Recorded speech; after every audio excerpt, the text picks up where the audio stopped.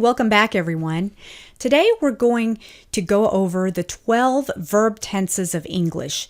Now, this is just going to be a brief overview. We're not going to go into a lot of detail. We're just going to kind of talk about each one so that you can see them side by side. You can see the chart, their structure, and the definition, and an example sentence of how they're used. So we have 4 groups of tenses. The simple tenses, the progressive or continuous, we can use either one, the perfect tenses, and the perfect progressive tenses. So each one of those groups, again, describes the present, past, and future. So we're going to take a look at each one of those briefly. All right, so let's get started. So the first one is the simple past.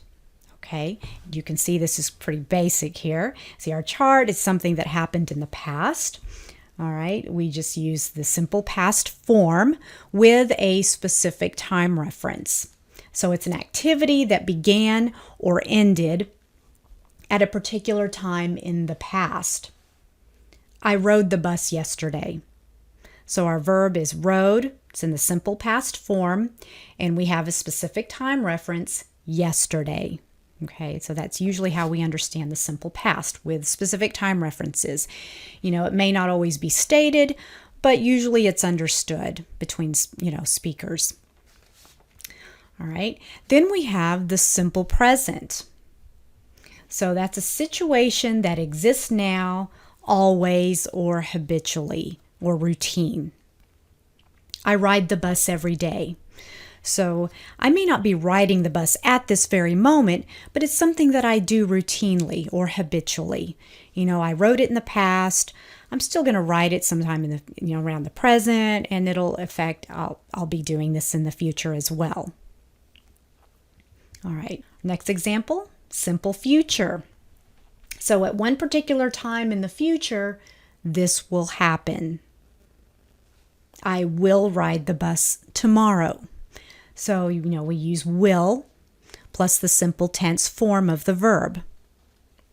All right, the next group of tenses are the progressive tenses, or sometimes we know them as the continuous. Okay, either one can be used. Some books will use the progressive, some will use the continuous. So just be aware they're the same. So we have the past progressive, was or were plus verb ing. So one action began earlier and was in progress when the other action occurred and possibly interrupted it. So for example, I was riding the bus when you called. So it's very common to use it that way.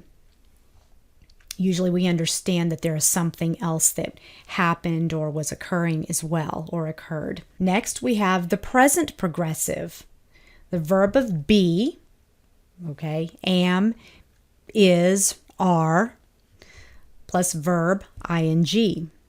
This expresses an activity that is in progress at the moment of speaking. I am riding the bus right now, or I'm riding the bus. So I'm doing this right now, presently. So next we have the future progressive, or future continuous. The structure is will be plus verb ing.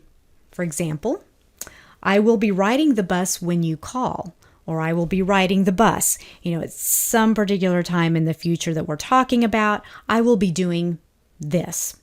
So it expresses an activity that will be in progress at a time in the future.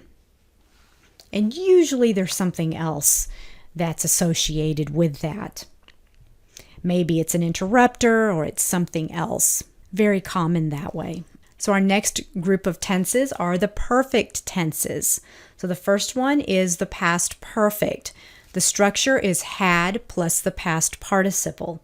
And this expresses an activity that was completed before another activity in the past. So you can think of 2 things in the past. Usually there's 2 things that were completed in the past, one before another.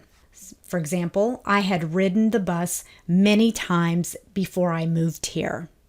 So completed action number 1 is I had ridden the bus, multiple times before This is completed action number 2 before I moved here. So that's completed action number 2. The next one is present perfect. That's have or has plus the past participle. So this is the idea that something happened or never happened before now at an unspecified time in the past. I have ridden the bus. Okay, you could use a non-specific time reference as well. I have ridden the bus before. I have ridden the bus many times. Okay, but it's not a specific time. It's just something that happened in the past, usually in the recent past. So our next tense is the future perfect. The structure is will have plus the past participle. And this expresses an activity that will be completed before another time or event in the future. For example, I will have ridden the bus by the time school starts. So the first completed action is will have ridden the bus. Second completed action is by the time school starts. So our last group of tenses are the perfect progressive tenses. So we have the past perfect progressive, and that is had been plus verb ing. This basically emphasizes the duration of an activity that was in progress before another activity or time in the past. So the sentence, I had been riding the bus for 10 minutes when you called me. So once again, with the past perfect, as we saw before, there are 2 events in the past, and usually they're already completed. So, but for this one had been happening, one had been in progress, and then something else usually interrupted it. I was riding the bus, or I had been riding the bus, that was in progress, and then you called me. Now, I probably continued riding the bus, and just, talked to you on the phone. But those 2 things happened in the past. I'm talking about them, one was occurring and then something else, occurred at that time. Okay. We're not really sure maybe if the first one completed. That's not what's important. It's just one was happening, one was in progress when another event happened. But they both were in the past. They're not happening anymore now in the present. Next, we have the present perfect progressive. This structure is has or have been plus verb ing. And this indicates the duration of an activity beginning in the past and continuing into the present. So it's continuing up to now in the present. I have been riding the bus ever since I moved here. So ever since I moved here, that could be a point in the past. That's when I started riding the bus, and I've been continuing all the way to the present. Our last tense is the future perfect progressive. So here we have the future form, will have plus been plus verb ing. And this tense indicates or emphasizes the duration of an activity that will be in progress before another time or event in the future. So for example, I will have been riding the bus for 1 hour by the time we stop for a break. When exactly did we get on the bus? When did we start riding the bus? We don't really know necessarily. It could have been in the past. Maybe it's going to start in the present. Maybe it'll be starting in the future. We're not really sure. And that's really not important. That's not the emphasis of this tense. It's just at some point I started riding the bus, and then it's sometime in the future we're going to take a break. And I could say I will have been riding the bus for a while. I will have been riding the bus for 1 hour by the time we take a break.